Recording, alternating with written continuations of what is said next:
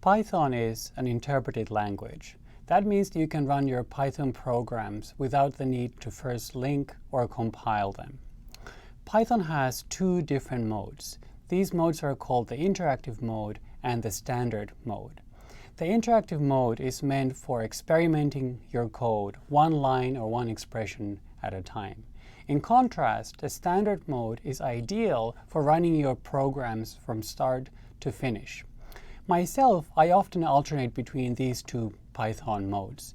If the task at hand is relatively easy, I tend to write the code directly in the standard mode.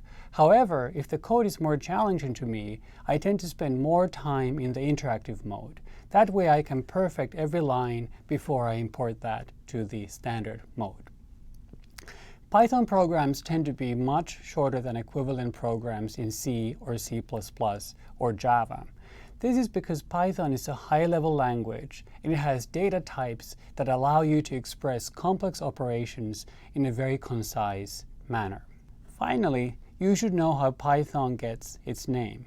Python is not named after the snake, as you might have imagined. In fact, Python is named after the inimitable BBC show Monty Python's Flying Circus, a show that I highly recommend. In addition to using just core Python, we'll be using several Python packages to perform scientific computations. But instead of installing more than 200 packages manually, one at a time, we will be using a Python distribution. A distribution consists of the core Python package and several hundred modules, all working seamlessly together. All of this is available through a single download. There are currently several Python distributions available. The one we will be using in this course is called the Anaconda Python distribution. At the time of recording, this distribution supports almost 300 packages, and new packages are added almost daily. In addition, Anaconda also includes two very useful development environments, which are called Jupyter and Spyder. This course will be making extensive use of both of these environments.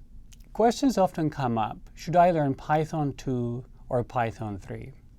And the truth of the matter is, some people like Python 2 better, some people like Python 3 better. A useful place for learning more about the Python 2 versus Python 3 issue is python.org. That website provides an especially concise summary of the situation. According to the website, Python 2 is legacy, whereas Python 3 is the present and future of the language. Python 3 has in fact been around for already several years.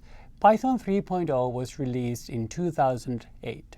So are there any downsides to Python 3? Well, there is really only one principal downside, which is that Python 3 is not backwards compatible with Python 2. What that means, if you write your code in Python 3, somebody running Python 2 will not be able to run that code.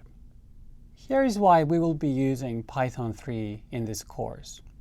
All new standard library improvements will only be available by default in Python 3.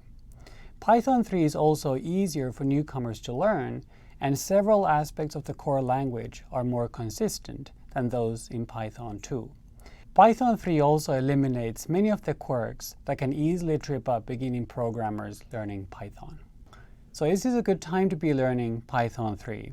Many of the core Python developers believe that Python 3 became the obvious choice to learn for new projects, starting in September 2015. The recommendation is that people learn Python 3 unless they have a very good reason to be learning Python 2. So unless you have that very special reason to learn Python 2, I would like to invite you to learn Python 3 with me, my TAs, and the rest of the HarvardX team.